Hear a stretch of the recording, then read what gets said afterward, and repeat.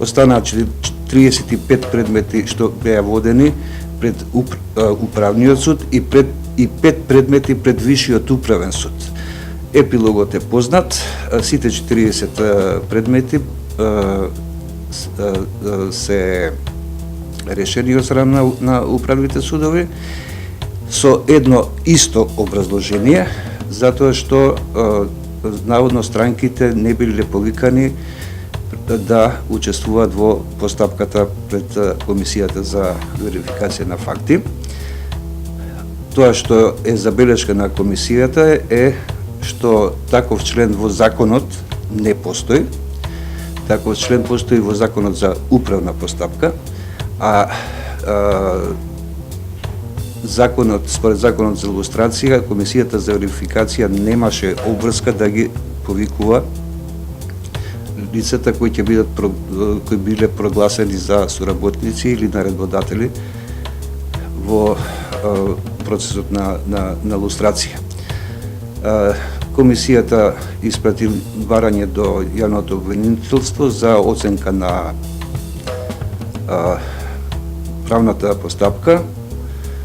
и од неја ќе зависи каков статус ќе добијат овие 40 лица понатаму, дали ќе останат илустрирани.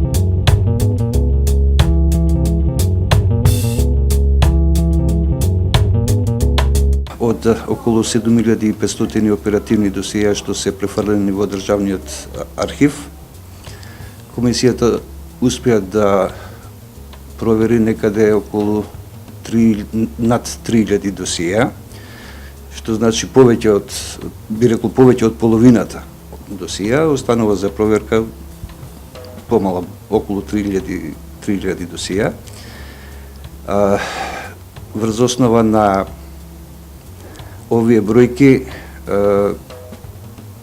според моје длабоко убедување,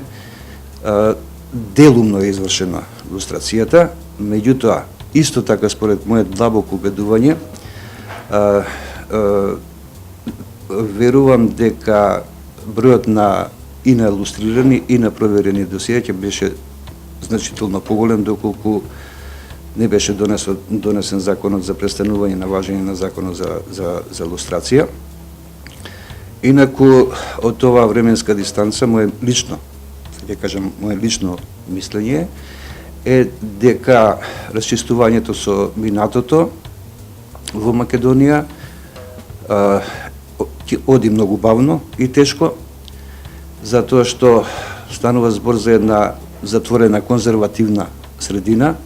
во која сите новини, особено со околу ова расчистувањето со минатото, се одвиваат бавно, што на известен начин беше забелешкан и на Советот на Европа, на парламентарното собрание на Советот на Европа. Можам исто така да констатирам дека Македонија е една од ретките, можеби единствена земја од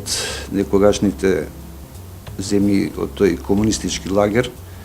да кажем, која се уште го нема осудено комунизмот како тоталитарно општество, што како факт и податок доволно говори сам за себе.